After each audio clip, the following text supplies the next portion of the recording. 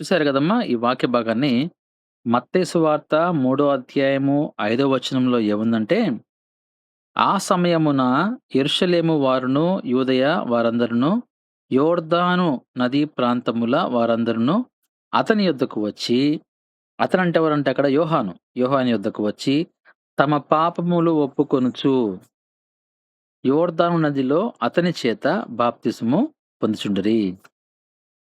ఈ వాక్య భాగాన్ని గమనించండి వికాస్ ఇద్దరు గూడా హెప్సిబా. పాపము ఒప్పుకోవడం. మీరు చెప్పారిందాక ఆ మాట. పాపాన్ని ఒప్పుకుంటూ, అదే విధంగా వారు బాప్తిసం తీసుకున్నారు. కనుక మొట్టమొదటిగా మనం ఏం చేయాలంటే, నేను మీకు చెప్పే పాయింట్, మనం ఎందుకని బాప్తిసం తీసుకోవాలంటే, మనం ఎవరినైతే నమ్ముకొని, విశ్వాసముంచి ఒక దేవుడుగా పిలుచుకుంటూ మనం ముందుకు వెళ్తున్నామో, యేసుక్రీస్తు వారు ఈ లోకానికొచ్చినప్పుడు ఆయన గూడా బాప్తిసం తీసుకున్నాడు. ఆయన ఏ విధంగా అయితే బాప్తిసం తీసుకున్నాడో, మనం గూడా దేవుని యొక్క మార్గంలో పోవాలి గాబట్టి, ఈరోజు మనం గూడా బాప్తిసం తీసుకోవాలి. అదే సమయంలో బాప్తిసము తీసుకోక ముందు మనము ఏం చేయాలనంటే, మారు మనసు పొందాలి, పాపాలు ఒప్పుకోవాలి అని జూస్తున్నాం. కనుక పాపములు అనేది అందరూ జేస్తారు. పాపము చేయనివాడు ఒక్కడు గూడా ఉండడు. నీతిమంతుడు లేడు, ఒక్కడును లేడు అని బైబిల్‌లో ఉంది. కాబట్టి ప్రతి ఒక్కరు పాపం చేస్తారు. ఏదో ఒక సందర్భంలో తెలియక మరి చేస్తూ మన యొక్క జీవితాన్ని కొనసాగించుంటాం.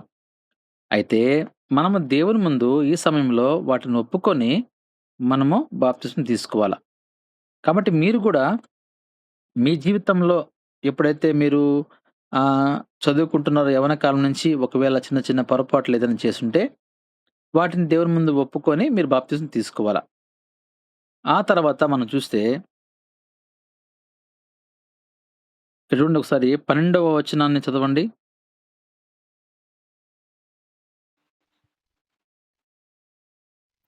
ఆయన చోట ఆయన చేతిలో ఉన్నది.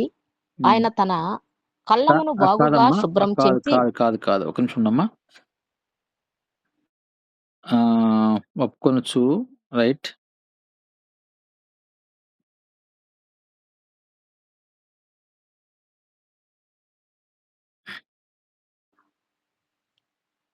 యేసు బాప్తీసం పొందిన వెంటనే నీళ్ళల్లో నుండి ఒడ్డునకు వచ్చెను. ఇదిగో ఆకాశము తెరవబడెను.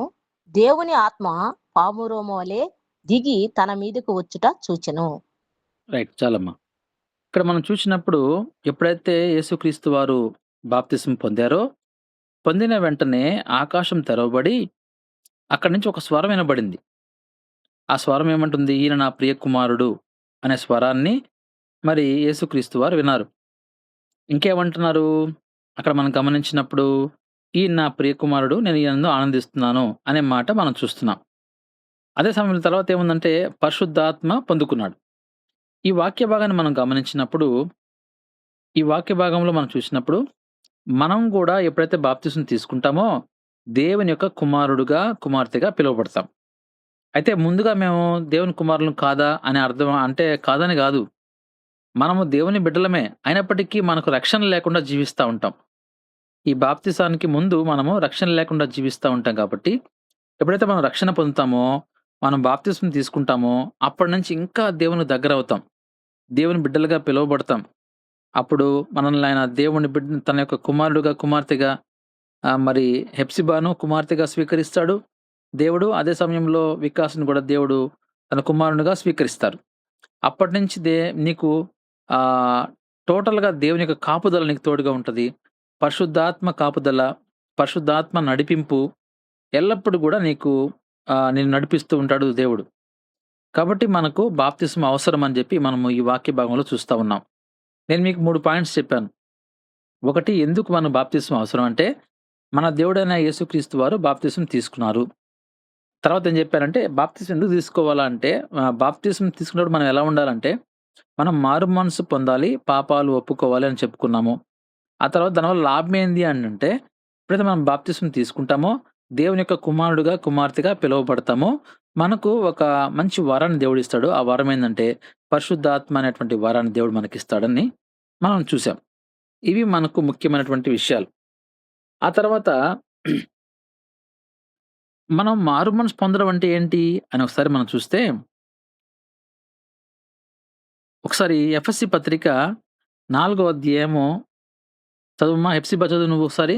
ఎఫ్ఎస్‌సి పత్రిక 4 అధ్యాయము 22 వచనము, 23 చదువమ్మా. 22, 23, 24 చదువమ్మా. 3 చదువు.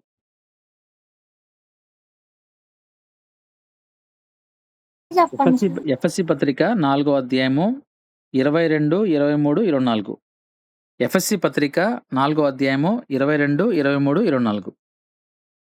నా మునుపటి వర్తమాన విషయంలోనైతే మోసకరమైన దురాశ వలన చెడిపోవు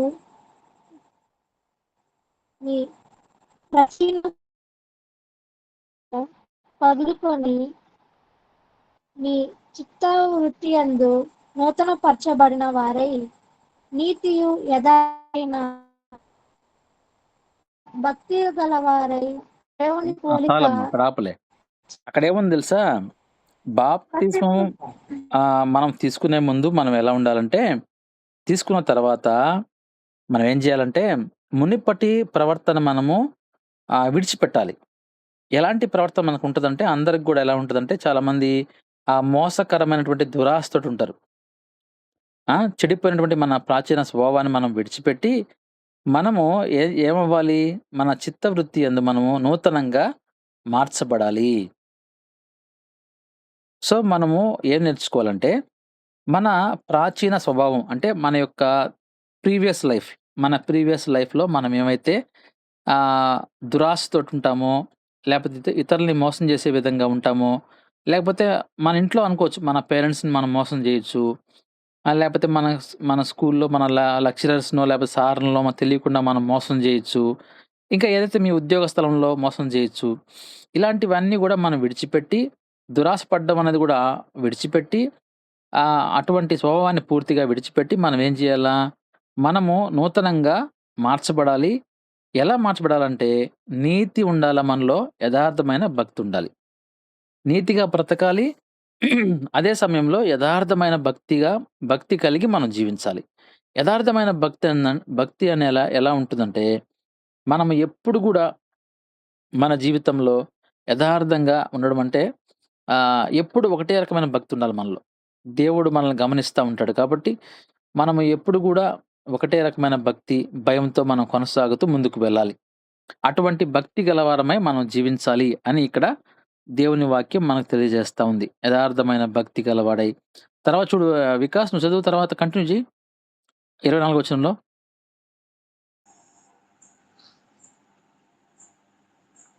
నీతియు యథార్థమైన భక్తి గలవారై దేవుని పోలికగా సృష్టింపబడిన నవీన స్వభావమును ధరించుకొనవలెను. చాలు. కాబట్టి మనకు ఈ నీతి, యథార్థమైన భక్తి అనేవి ఈ 2 ఎక్కడి నుంచి వస్తాయో తెలుసా మనకు? ఇవి 2 కూడా దేవుని పోలికలు ఇవి 2 గూడా.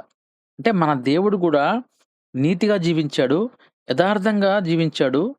కాబట్టి ఆయనలో గూడా యథార్థమైన భక్తుంది. తండ్రి అంటే ఆయన కుమారుడుగా ఈ లోకంలో జీవిస్తున్నప్పుడు తండ్రైన దేవుడిని ఆయన గౌరవించేవాడు. ఆయన మాటకు లోబడ్డాడు. కాబట్టి ఆయనలో యథార్థమైన భక్తి ఉంది గాబట్టి, మన మనం గూడా మనం ఆయన కుమారులం గాబట్టి, కుమార్తెలం గాబట్టి, మనం గూడా దేవుణ్ణి పోలి నడుచుకోవాలి. అదే సమయంలో మనము నవీన స్వభావాన్ని మనం ధరించుకోవాలి. ఆ స్వభావం మనలోకి రావాలి. చాలా కష్టం ఆ స్వభావం రావడానికి. కనుక మనము మన జీవితంలో ఆ స్వభావాన్ని ధరించుకొని మనము జీవించినప్పుడు మాత్రమే అదే నిజమైన మారుమనసు. ఒకవేళ అలాంటి స్వభావం నీకు లేకపోతే అది నిజమైన మారుమనసు కాదు. నిజమైన భక్తి గాదు. అందుకే ఆయన చెప్పేది మనము మారుమనసు పొంది ఉన్నాము అనడానికి సాదృశ్యం ఏందంటే, మన ప్రాచీనమైనటువంటి ప్రవర్తన విడిచిపెట్టి, మనం నవీన స్వభావం ధరించుకొని మనము నూతనంగా మనం మార్చబడాలి. ఈరోజు మీ ఇద్దరు గూడా ఈ వాక్యాన్ని విన్నప్పుడు ఒకవేళ మీకు తెలుసో తెలియకో ఏదైనా పొరపాట్లు చేసున్నా, ఒకవేళ తల్లిదండ్రుల విషయంలో మనం ఏమన్నా ఒకవేళ దేవునికి వ్యతిరేకమైన మోసాలు చేసున్నా, అవన్నీ గూడా మనం దేవుని దగ్గర ఒప్పుకోవాలి. దేవుడిని అడగాలి. అయ్యా! ఇప్పటి వరకు నీకు వ్యతిరేకమైనటువంటి కార్యాలు మేము చేస్తున్నాము. మమ్మల్ని క్షమించండి. ఇక మీదట వాటి జోలికి వెళ్ళము అని చెప్పుకుంటూ దేవునిలో మనం బ్రతికే వారిగా ఉండాలి. అదే సమయంలో ఒకసారి చదువమ్మా హెప్సిబా 31 వచనం చదువు.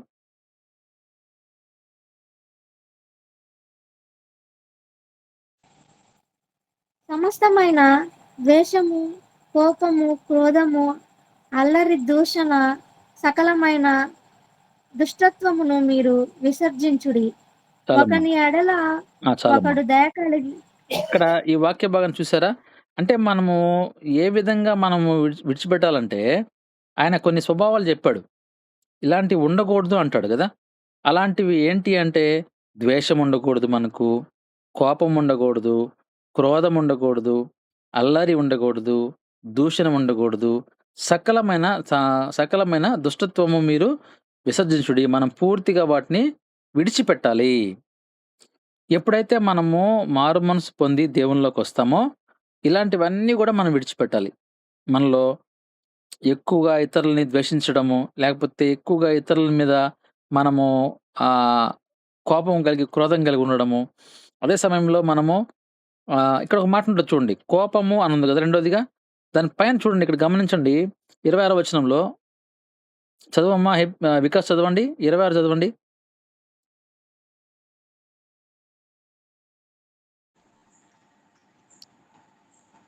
కోపపడుడి గాని పాపము చేయకుడి. చాలు. అక్కడేమని చూడు మళ్ళీ, కోపపడుడి అంటున్నాడు మళ్ళీ చూడండి. ఇక్కడేమన్నాడు ఇక్కడ కోపం వద్దు అంటున్నాడు. ఆడేమంటున్నాడు కోపపడుడి. అంటే మనకు కోపం అనేది వస్తది, రావాలి. ఎప్పుడు రావాలి? కోపపడాలి గానీ, మనం పాపం చేయకూడదు. అంటే ఆ కోపాన్ని మించి మనము దానికి నెక్స్ట్ స్టేజ్‌లోకెళ్ళిపోకూడదు. కోప్పడి కొట్టడము చేయకూడదు. మనం కోప్పడాలి, గద్దించాలి. కానీ దానికంటూ ఒక లిమిట్. ఇప్పుడు కోప్పడతాము.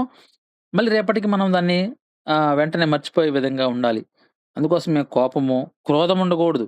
అల్లరి ఉండకూడదు. దూషణ, సకలమైన దుష్టత్వాన్ని మనం విడిచిపెట్టి, ఒకని యెడల ఒకడు దయగలిగినటువంటి వాడై, కరుణా హృదయులై, క్రీస్తునందు దేవుడు మిమ్మల్ని క్షమించిన ప్రకారం మీరు గూడా క్షమించుకుంటూ మనం ముందుకు పోవాలి. ఇది కొన్ని నేను మీకు చెప్తున్నా మీకు. కొంత ప్రవర్తన గురించి చెప్తున్నా ఇక్కడ. ఇలాంటిది మనము చాలా ఉన్నాయి ఇంకా. అంటే మారు మనసు అనడానికి ఒక చిన్న ఎగ్జాంపుల్. ఇంకా మనము చాలా విషయాలు మనం ధ్యానం చేసినప్పుడు, అసలు మారు మనసు అంటే అన్నీ గూడా మనం విడిచిపెట్టి, మనం పూర్తిగా దేవునిలోకి రావాలి. దేవుని వాక్యం మనకి ఏమైతే బోధిస్తుందో, దేవుడు మనకి ఏమైతే ఆజ్ఞలు మనకు ఇస్తున్నాడో, ఆజ్ఞల ప్రకారంగా మనం జీవించినప్పుడు, దేవుడు ఆ నిజమైనటువంటి మారు మనసు అనుభవంలోకి మనం వెళ్తాము. అప్పుడు ఎప్పుడైనా మనం ఇక్కడ కళ్ళు మూసినప్పుడు పరలోకంలో మనం కళ్ళు తెరుస్తాం. అర్థమైందా మీ ఇద్దరికీ? అర్థమైంది సార్. కాబట్టి ఇప్పుడు మీకు ఒక అవగాహన వచ్చుంటది. అంటే బాప్తిస్మము ఎందుకు తీసుకోవాలి? తర్వాత బాప్తిస్మము తీసుకోక ముందు మనం దేవుని దగ్గర ఏం జేయాలి? ఒప్పుకోవాలి. తర్వాత బాప్తిస్మం తీసుకున్న తర్వాత మన జీవితం ఎలా ఉండాలి? నేను మీకు ఈ 3 విషయాలు జెప్పా. నేను మళ్ళీ నెక్స్ట్ ఒక 1 పరిశుద్ధుడా, ప్రేమ నమ్మకం కలిగిన మా ప్రియ పరలోకపు తండ్రి, యేసయ్యా మీ బంగారు పాదాలకి వందనాలు, స్తుతులు, స్తోత్రములు దేవా. ఇదిగో తండ్రి, రాత్రికాల సమయం ప్రభా, నాయన మీ బిడ్డ తండ్రి, నాయన బిడ్డల కోసం ఎంతో ప్రయాసపడు తండ్రి, నాయన వాక్యం చెప్పుచుండగా ప్రభ, వినగల చెవులు, గ్రహించగల మనసును బిడ్డలుగా దయచేసినందుకు మీకు వందనాలు, స్తుతులు, స్తోత్రములు. బిడ్డలకు నాయన మీరు రక్షణ భాగ్యాన్ని అందిస్తున్నందుకు మీకు వందనాలు. వాళ్ళ అమ్మ ఎంతో ఆశపడింది ప్రభా, బిడ్డల రక్షణలోకి రావాలి తండ్రి అని. నాయన వాళ్ళ అమ్మ ఆశను మీరు తీరుస్తున్నందుకే మీకు వందనాలు ప్రభా. చెప్పబడ్డ వాక్యంలో తండ్రి, దైవ సేవకుడు తండ్రి చెప్పిన ప్రతి ఒక్క మాట బిడ్డలు నాయన మనసులో నెమర వేసుకునే భాగ్యాన్ని దయచేయండి. ఆ వాక్యం వాళ్ళలో ఫలించులాగిన సహాయం దయచేయండి నాయన. ఎన్ని విషయాల గురించి అయితే నాయన మీ బిడ్డ మాట్లాడాడు ప్రభా, ప్రతి ఒక్క విషయంలో నాయన బిడ్డలు ఇద్దరు లోబడే భాగ్యాన్ని దయచే నాయన. యేసయ్య ఇంతవరకు బిడ్డలను కాచి కాపాడే మంచి పేరుని దయచేసి బట్టి మీకు వందనాలు. ఇంకా మీలో ఎదుగులాగిన సహాయం, ఇంకా మంచి పేరు బిడ్డలకు దయచేసి అడుగుచున్నాను. వాళ్ళ అమ్మ లేని లోటు మీరు తీర్చిన ఆయన, వాళ్ళకి నాయన మీరే తల్లి తండ్రి ఆదరించమని నాయన. బిడ్డలు నాయన రేపు తండ్రి ఈస్టర్ రోజు ప్రభా బాప్టిజం తీసుకుని చుండగా తండ్రి నీ రక్షణ వస్త్రాన్ని బిడ్డలకు దయచేయమని అడుగుచున్నాం ప్రభా. నాయన బిడ్డలు యవ్వన కాలం ముందు నీ కాడి మోసే భాగ్యాన్ని మీరు అందించినందుకే మీకు వందనాలు, స్తుతులు, స్తోత్రము. నాయన బిడ్డలను కాచి కాపాడి ప్రభా. అలాగే ఎంతమంది ఇంకా నాయన బాప్టిజం తీసుకోకుండా ఉన్నారు ప్రభా, అట్టి బిడ్డలకు కూడా వెళ్ళి నాయన మార్గంగా ఉండే భాగ్యాన్ని దయచేయమని, ఘనత మహిమ ప్రభావాలు మీరే పొందుకోమని నజరుడైన యేసయ్య పరిశుద్ధ నామం నడి వేడుకొంచున్నాము తండ్రి. ఆమేన్. ఆమేన్. ఆమేన్. ఆమేన్. ఆమేన్. ఓకే అమ్మా, వందనాలు. మేడం మాట్లాడతారు. వందనాలమ్మా అందరికి. వికాస్, హెప్సిబా, వందనాలు వందనాలు. Madam. Praise lord madam. Saleema, Bebamma.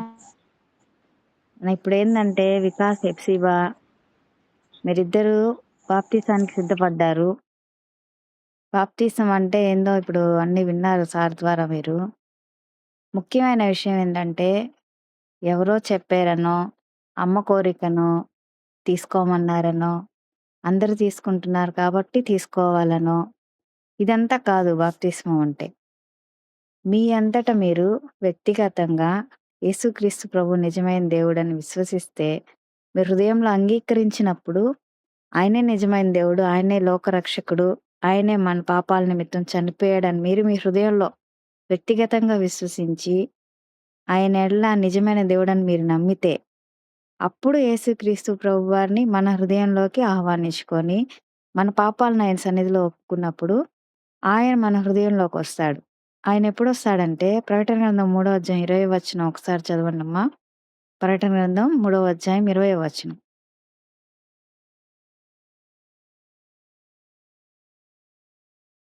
తలుపునొద్ద నిలుచుండి తట్టుచున్నాను. ఎవడైనను నా స్వరం విని తలుపు తీసిన ఎడల నేను అతని యొద్దకు వచ్చి అతనితో నేనును నాతో కూడా అతడు భోజనము చేయుదుము. మైక్. కాబట్టి ఏం చెప్తున్నాడు ఇక్కడ? యేసుక్రీస్తు ప్రభువారు ఎక్కడున్నాడంట? హృదయం అనే తలుపునొద్ద నిలుచుండి తట్టుచున్నాడంట. ఆయన ఓన్లీ నాక్ చేస్తాడు డోర్ అంతవరకే. తలుపు తట్టిన తర్వాత ఎవడైనను నా స్వరం విని, ఆయన ప్రతి ఒక్కళ్ళ హృదయం దగ్గరికి వచ్చి తడతాడు. ఏ విధంగా తడతాడు? ఆయన వాక్యం ద్వారా, ఆయన సేవకుల ద్వారా. మన వాక్యం వింటూ ఉన్నప్పుడు మన మనసు కనిపిస్తుంది, ఈరోజు దేవుడు నాతోనే మాట్లాడుతున్నాడా, నా దగ్గరికే వచ్చాడా, నా గురించే చెప్తున్నాడా అని మనకు ఆత్మలో ఒక విధమైనటువంటి ప్రేరేపణ కలిగిస్తాడు. ఆ విధంగా కలిగించినప్పుడు ఆయన మన హృదయం దగ్గర నిలబడి ఏం చేస్తున్నట్లు, ఆయన డోర్ బెల్ కొడతా ఉన్నాడనమాట. తడతా ఉన్నప్పుడు మనం ఆయన స్వరం వింటాము. అందరూ వింటారు. స్వరం ఎవరు వింటారు? వాక్యం విన్న ప్రతి ఒక్కళ్ళు వింటారు. అందరికీ అనిపించొచ్చు. కానీ ఎవరైతే ఆయన స్వరమును విని తలుపు తీస్తారో, తలుపు తీయడం అంటే ఆయన మన హృదయంలోకి ఆహ్వానించడం. ఆ వాక్యాన్ని మన హృదయంలోకి తీసుకోవడం. అవును ప్రభువా, ఈ దినం నువ్వు నాతో మాట్లాడావు నాయనా అని చెప్పి మనం అంగీకరిస్తే, ఎవరు అంగీకరించాలా? మన హృదయం అంటే మనం ఒక్కళ్ళమే. మన వ్యక్తిగతం. మన హృదయంలో ఉండే ఆలోచనలు మనకొక్కళ్ళకి మాత్రమే తెలుసు. మన తల్లిదండ్రులకి తెలియకపోవచ్చు, మన అన్నదమ్ములకు తెలియకపోవచ్చు, మన పక్కన వాళ్ళకి ఎవరికీ తెలియకపోవచ్చు. కాబట్టి మన హృదయంలో మనం తలుపు తీసి ఆయన్ని మనం ఏం చేయాలా? ఆహ్వానించాలంట. ఆహ్వానిస్తే మాత్రమే తలుపు తీసిన ఎడల నేను అతని యొద్దకు వచ్చి అతనితో నేనును నాతో కూడా అతనును భోజనము చేయుదుము. కాబట్టి మనం తలుపు తీయకుండా ఉంటే ఆయన మన దగ్గరికి రాడు. యేసుక్రీస్తు ప్రభువారు అనేది, రక్షణ అనేది చెప్పడం వరకు మాత్రమే. చెప్పిన తర్వాత దాన్ని అంగీకరించడం అనేది మన వ్యక్తిగతమైన విషయము. మనం తలుపు తీరిస్తే మాత్రమే ఆయన లోపలికొస్తాడు. అంతేగాని బలవంతంగా ఆయన లోపలికొచ్చేసి, నేను దేవుడిని, నన్ను మీరు నమ్ముకోవాలి, మీరు రక్షణ పొందాలి, మీరు మారు మనసు పొందాలి అని ఆయన చెప్పడు. మనకి ఇంద్రియ నిగ్రహం కలిగిన ఆత్మను ఆయన ఇచ్చున్నాడు. మన ఆత్మ, మన మనసు, మనకొక ఆలోచన ఇచ్చాడు ఆయన. మనకొక శక్తిని ఇచ్చాడు, మనకొక జ్ఞానాన్ని ఇచ్చాడు. ఆ జ్ఞానంతో ఆలోచించి ఆయన మనం వ్యక్తిగతంగా అంగీకరించాలి. అంగీకరిస్తే మాత్రమే ఆయన మన యొద్దకొస్తాడు. అతనితో నేనును నాతో కూడా అతనును భోజనం చేయుదుము. భోజనం అంటే ఇక్కడేంటి? ప్రభు బల్ల మనము చేయి వేస్తాము. ప్రభు బల్లో చేయి వేస్తాము. ఆ పరిశుద్ధ గ్రంథం తెలియజేస్తుంది కదా, ప్రభు బల్లో చేయి వేసే వాళ్ళ గురించి ఏం చెప్తుంది? అంచె దినమున నేను వాణ్ణి లేపుదునని 1 కొరింథీ పత్రికలో మనకు కనిపిస్తుంది. కాబట్టి ఆయనతో మనం చేయి వేయాలంటే అతని యొద్దకు వచ్చి అతనితో నేనును, నాతో కూడా అతనును. ఇప్పుడు ఇద్దరు వ్యక్తుల మధ్య సంబంధం అంటే ఇప్పుడు నేను సార్ ఉన్నామనుకోండి. నేను సార్‌తో మాట్లాడాలి. సార్ నాతో మాట్లాడాలి. నేనొక్కదాన్నే మాట్లాడుతూ ఉన్నాననుకోండి. సార్ నాతో మాట్లాడలేదనుకోండి. మా ఇద్దరి మధ్య ఏం లేదు. ఒక సంబంధం అనేది లేదు. అదేవిధంగా యేసుక్రీస్తు ప్రభువారు గూడా మనం ఆహ్వానించినప్పుడు మన దగ్గరకొస్తాడంట ఆయన. ఆయనే మన దగ్గరకొస్తాడంట. తలుపు తీసిన ఎడల నేను వస్తానంటున్నాడు. అతని యొద్దకు వచ్చి, అతనితో కూడా నేను, నాతో కూడా అతను. నాతో పాటు ఎవరు? మనతో పాటు ఎవరు? యేసుక్రీస్తు ప్రభువారు. మనం కాదిక్కడ నేను. నేను అంగీకరించాననుకోండి, నేను తలుపు తెరిచాననుకోండి, నాతో పాటు ఎవరొస్తారు? యేసుక్రీస్తు ప్రభువారు నా దగ్గరకొస్తారు. ఆయనతో నేను, నాతో ఆయన. మేమిద్దరం వ్యక్తిగతమైన సంబంధం కలిగి ఉంటాము. సంబంధం కలిగి ఉన్నాక మనం అప్పుడు మనకేమొస్తుంది? రక్షణొస్తుంది. కాబట్టి రక్షణ అనేది ఎవరో ఒకళ్ళు చెప్తే జరిగేది కాదు. ఒకళ్ళ కోసం తీసుకునేది కాదు. అది మన యొక్క వ్యక్తిగతమైనటువంటి నిర్ణయం. కాబట్టి ఆ వ్యక్తిగతమైన నిర్ణయం తీసుకున్న తర్వాత ఒకసారి మనం ఆ నిర్ణయానికొచ్చిన తర్వాత మళ్ళీ వెనక్కి తిరిగి చూడకూడదు. దేవుడేం జేస్తాడు మనకి? మంచి ఆత్మనిస్తాడాయన. పరిశుద్ధాత్మలో మనల్ని ఏం జేస్తాడు? ముద్రిస్తాడు. ముద్రించిన తర్వాత ఎప్పుడు మనకి పరిశుద్ధాత్మ శక్తి మనకెప్పుడూ తోడుగా ఉంటది. భయపడాల్సిన అవసరం లేదు. నేను నిలబడగలనా? నేనుండగలనా? అని చెప్పి భయపడాల్సిన అవసరం ఎంత మాత్రం లేదు. అట్లా మనం అంగీకరించినప్పుడు యోహాను సువార్త 1:12లో చూసినప్పుడు తన్ను ఎందరు అంగీకరించిరో వారికందరికీ అనగా తన నామమునందు విశ్వసించిన వారికి దేవుని పిల్లలగుటకు ఆయన అధికారము అనుగ్రహించెను. ఇక్కడ మనం చూసినప్పుడు ఏంటంటే అది right to become a children of God. అంటే right to become a children of God అంటే మనకు హక్కులున్నాయి గదా! మాట్లాడే హక్కు, వాక్ స్వాతంత్ర్యము, అట్లానే మనకు కొన్ని హక్కులిస్తది మన ప్రభుత్వం. దేవుడు మనకి ఏం హక్కిస్తున్నాడంట? ఆయన పిల్లలగుటకు అధికారం అనుగ్రహిస్తున్నాడంట. Right to become a children of God అంటే, నా పిల్లలు మీరు అని చెప్పి ఆయన చెప్పడం మాత్రమే గాదు. అధికారం అంటే అది రైట్ మనకి. మనం ఆయన పిల్లలము. ఆయన పిల్లగా మనకు అధికారం ఇస్తాడంట. ఎప్పుడిస్తాడు? తన్ను ఎందరు అంగీకరించిరో అంగీకరిస్తేనే. ఆయన తలుపు తడతాడు, మాట్లాడతాడు. మనం అంగీకరించాలి. అంగీకరిస్తే మాత్రమే అనగా ఆయన అంగీకరించాలి. ఆయన నిజమైన దేవుడుగా మనం మన హృదయంలో విశ్వసించాలి. ఆయన నామాన్ని మనం అంగీకరించాలి. ఆయన రక్తం యొక్క శక్తిని మనం గ్రహించాలి. యేసు రక్తం ప్రతి పాపం నుండి మనల్ని విడుదల చేస్తుందని జెప్పేసి ఆయన రక్తం యొక్క శక్తిని గ్రహించాలి. మనం పొందిన శిక్ష ఆయన పొందాడు. సిలువ మరణం మనం పొందవలసింది. మనకు రావాల్సినటువంటి శిక్ష ఆయన మీద వేసుకున్నాడని జెప్పి మనము మన హృదయంలో ఏం చేయాలా? విశ్వసించాలా. ఆయన్ని అంగీకరించాలా. అప్పుడు అంగీకరిస్తే ఏం చేస్తాడు మనల్ని? ఆయన కుమారులుగా, ఆయన కుమార్తెలుగా ఉంటకు మనకు అధికారాన్ని అనుగ్రహిస్తాడంట. కాబట్టి దేవుడు మనకు ఇది రక్షణ అనేది సమాజంతో కూడింది గాదు. కుటుంబంతో కూడింది గాదు. సంఘంతో కూడింది గాదు. దేనితో కూడింది గాదు. ఇది వ్యక్తిగతమైనది. మన వ్యక్తిగతంగా మనం ఆలోచించుకోవాలా. మనం దేవుడిని అంగీకరిస్తున్నామా లేదా? మనం దేవుని రాజ్యం కోసం ఎదురు చూస్తున్నామా లేదా? ఈ రక్షణ అనేది ఉంటే ఈ దినము మనోజమ్మ గారు రక్షణ పొందుకున్నారు. ఆమె ప్రశాంతంగా దేవుని సన్నిధికి చేర్చబడింది. కానీ ఆ రక్షణ అనేది మనకు లేకపోతే మనం ఎక్కడికెళ్ళిపోతాం? నిత్య నరకాగ్నికి వెళ్ళిపోతాం.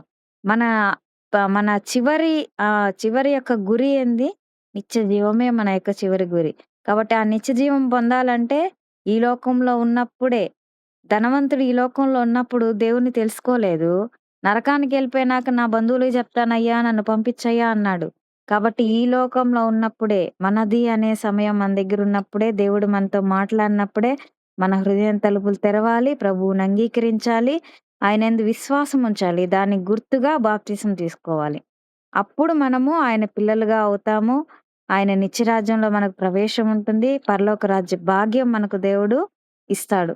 అట్టి కృప దేవుడు మన యవ్వన బిడ్డలు హెప్సిబాకు, వికాస్‌కు, విదిత్‌కు అదేవిధంగా చిన్నుకు కూడా దయచేయను గాక. ఆమేన్. అదమ్మా. ఓకే. రైట్. కాబట్టి మనకు మేడం చెప్పిన విషయాల్లో మనల్ని బలవంతంగా మనం బాప్తిజం తీసుకోకూడదని తెలుసుకుంటున్నాం. ఎవరో చెప్పారు, లేకపోతే మా అమ్మ కోరికనుంది, లేకపోతే రక్షణ లేకపోతే మాకు వివాహం చేయడానికి కష్టం గదా! అట్లా లేకుండా మీ ఇద్దరు ఇష్టపూర్వకంగా తీసుకోవాలని నేర్చుకున్నాం. రేపు నెక్స్ట్ వీలుంటే ఈరోజు మండే రేపు గానీ లేకపోతే నెక్స్ట్ అర్థం చేసుకున్నామండి. మహాగణుడ, మహోన్నతుడ, సర్వసృష్టికర్త, సర్వాధికారి, వందనాలు ప్రభువా. మరి ముఖ్యంగా మేడం గారు చెప్పిన ఆత్మీయ ఆహారం నాయన, జీవవాక్కులు నా తండ్రి ఇద్దరికి నాయన ఆత్మీయంగా నాయన సారు మేడం బోధించినారు. వాళ్ళు నాయన ఆత్మానుసారముగా విని నాయన రేపటి విషయంలో నాయన ఆత్మీయంగా బలపడి నీ సన్నిధి కాంతి వారి మీద ఉంచండి. హృదయంలో వాక్యమును నాయన ఉంచుకొని వాక్యంలో నాయన రక్షణ మార్గం నాయన తలుపునద్దకు వస్తే ఆ తలుపు హృదయాన్ని తీసి నాయన మిమ్మల్ని చేర్చుకునే భాగ్యాన్ని కల్పించినారు నాయన. అయా అటువంటి భాగ్యాన్ని ఆ బిడ్డలకి దయచేయండి. తనని అందరూ అంగీకరించరో వారికి అందరికీ అనగా తన నామందు ఇస్మంచిన వారికి దేవుని పిల్లలకు ఆయన అధికారము అనుగ్రహించినని చెప్పబడిన వాక్యం ద్వారా కూడా నా ప్రభువా, అటువంటి వాక్యము వాళ్ళకి బయలుపరిచి ప్రతి ఒక్క విషయంలో మీరు ముందుకు వెళ్ళాలంటే నాయన నీ ఆత్మీయ ఆహారము వాళ్ళకి నాయన చొచ్చుకొని ప్రతి ఒక్క విషయంలో మీరే తోడుగా ఉండమని, జరగబోయే కార్యక్రమంలో క్రమముగా మర్యాదగా అధ్యక్ష పదవులు మీరే ఊహించమని, సమస్త ఘనత మహిమ ప్రభావాలు మీకు ఆరోపించుకుంటూ ఆశ్రయదుర్గమున విమోచకుడ నా నోటి మాటలు నా హృదయాన్ని దృష్టికి అంగీకారం లాంటి మీ ప్రియ కుమారుడైన మా ప్రియ రక్షకుడు యేసే నామం బట్టి అడిగి బతిలాడి మిక్కిలి వినంత గోజారి వేడుకొస్తున్నాము తండ్రి. ఆమేన్. తండ్రి, కుమార, పరిశుద్ధాత్మ త్రియేక దేవుని యొక్క సన్నిధి, ఆయన కృప, కనికరము ఈ సమయంలో వాక్యమైనటువంటి బిడ్డలకు, హెప్సిబాకు, వికాస్కు, అదేవిధంగా ఎవరైతే మరి వాక్యం అందించారో, వాక్యాన్ని మరి ప్రార్థన చేశారో సలీమా వాళ్ళ కుటుంబానికిను, బేబీ కుటుంబానికిను దేవుని కృప కాపుదల తోడై ఉండి నడిపించి వాళ్ళ కుటుంబాలను బలపరిచి దీవించును గాక. ఆమెన్. ఆమేన్. ఆమేన్.